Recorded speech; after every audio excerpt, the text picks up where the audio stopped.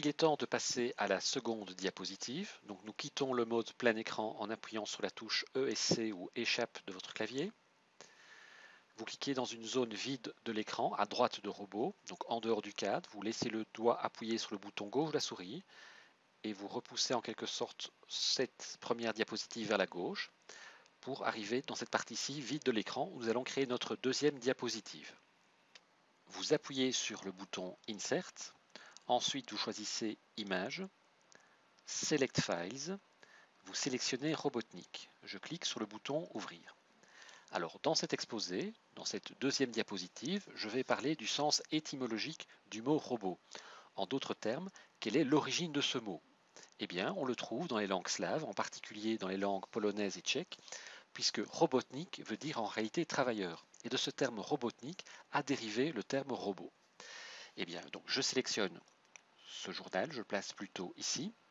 Ensuite, je vais cliquer 2 fois au-dessus de robotnik et je vais taper étymologie. C'est le terme exact lorsque on étudie le sens des mots, l'origine des mots. Alors, vous remarquez que j'ai une police particulière et un bleu particulier. Donc, pour y arriver, eh bien, vous devez aller dans Colors and Fonts, Theme Wizard. Ensuite, vous allez dans Next. Et là, nous allons dans Body. Là, vous choisissez le bleu traditionnel. Mais vous allez changer également de type de police. Donc, pour ma part, j'ai pris le type de police l'avant-dernière, Like a Sister. Je clique sur Next et sur Dawn. Donc, je reviens sur étymologie.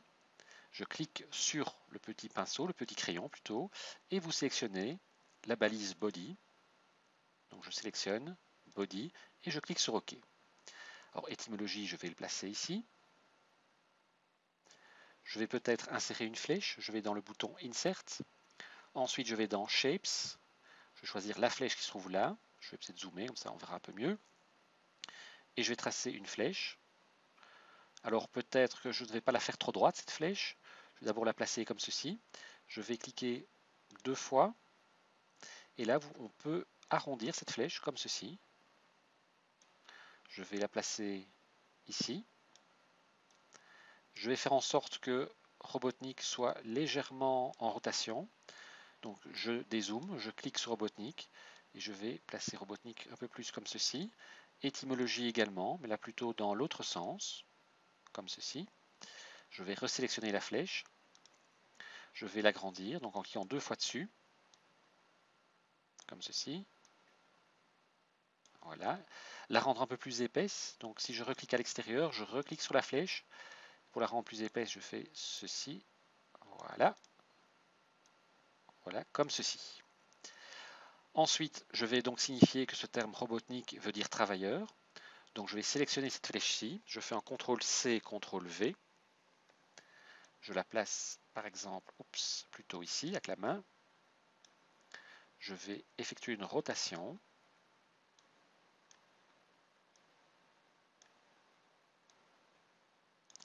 Je sélectionne étymologie. Je fais CTRL-C, CTRL-V. Je le positionne ici. Je clique 2 fois et donc là je tape travailleur. Je clique sur le bouton OK. Maintenant nous allons animer cette deuxième diapositive. Vous allez dans Frame et nous allons ici ajouter un frame hidden, donc caché, et nous allons tracer un cadre qui va approximativement d'ici jusque là, plus ou moins. Voilà.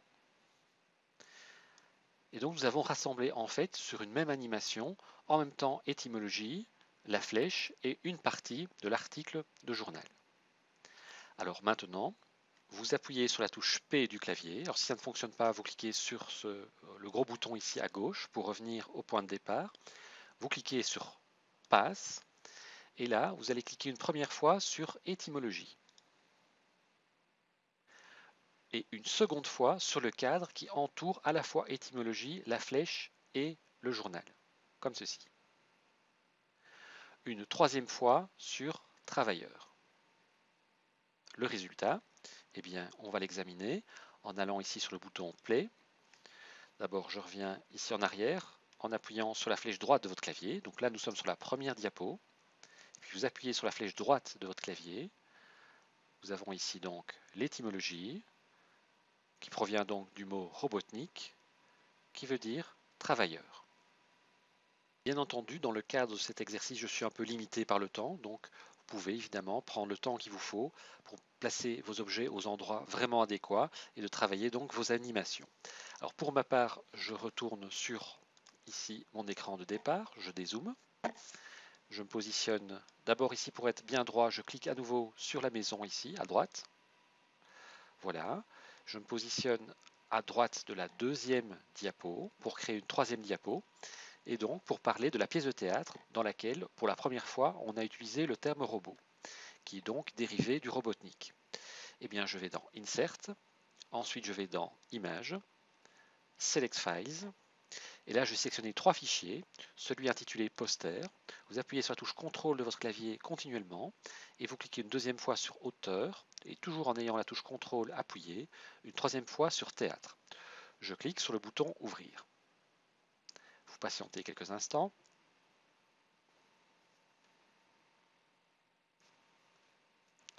Et vous pouvez placer vos photos où bon vous semble. Donc par exemple, comme ceci, je vais effectuer des rotations. Je vais ici diminuer au niveau du zoom. Je vais placer le poster vraiment à côté. Et je peux également diminuer la photo qui, en fait, voit ici le nom des deux auteurs de la pièce de théâtre dans lequel donc, on a utilisé le mot robot la première fois. Et on va également animer. Alors je trouve que les trois photos sont un peu loin par rapport à la deuxième diapositive. Donc je vais les rapprocher. Donc j'appuie continuellement sur la touche CTRL du clavier. Donc c'est la touche majuscule, sorry. Donc touche majuscule. Vous encadrez ces trois photos. Vous cliquez sur la main et vous les positionnez plus près de la deuxième diapo. Et là, on va les animer assez rapidement en cliquant donc à nouveau sur le bouton Passe, en cliquant une première fois sur cette pièce ici, donc sur la photo, une deuxième fois sur celle-ci et une troisième fois sur celle-ci. Alors nous allons voir le résultat. Je clique à nouveau sur Show, donc Play.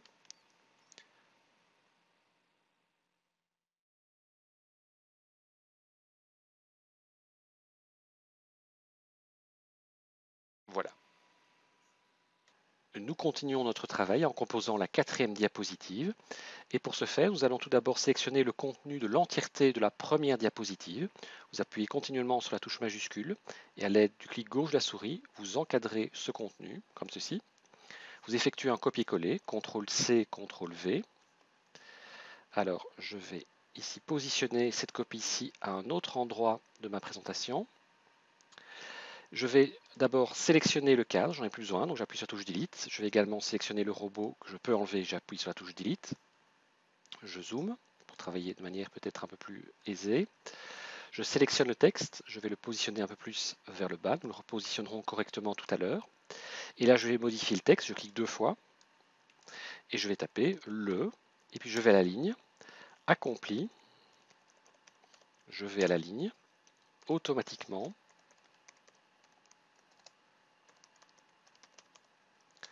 des, et c'est tout. Et je vais évidemment ici combler les trous avec deux mots-clés. Tout d'abord le mot robot.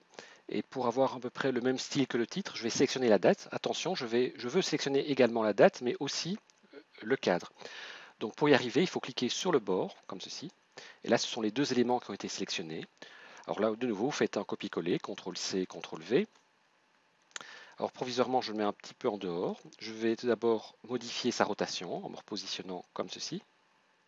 Ensuite, je clique à l'extérieur, je clique deux fois à l'intérieur, je modifie le texte, alors je tape robot en majuscule, je clique sur OK, éventuellement je vais l'agrandir comme ceci. Oui, non, une fois ça suffit. Je reclique sur le bord du cadre, je clique deux fois même assez rapidement et je réduis la largeur ainsi qu'un peu la hauteur du cadre. Je clique à l'extérieur. Alors j'effectue un nouveau copier-coller. D'abord je sélectionne ici l'ensemble de mes deux données. Je fais CTRL-C, CTRL-V. Je positionne provisoirement ici. Alors je clique à l'extérieur, je clique sur le B de robot 2 fois. Et là, je vais taper ici le mot tâche en majuscule, donc T. Voilà. Je clique sur OK. Alors là, provisoirement, je vais mettre tâche un petit peu ici. Je sélectionne le cadre, je clique 2 fois. Cette fois-ci, je vais un tout petit peu l'allonger. De cette manière, je pourrai ici placer l'entièreté du texte. Voilà. D'abord, je vais donc sélectionner, oups, j'ai loupé, donc je clique là, je reclique ici. Alors parfois, on a du mal à sélectionner les deux. Donc dans ce cas-là, vous appuyez sur la touche majuscule et vous encadrez les deux éléments comme ceci et vous le déplacez là, à cet endroit-ci.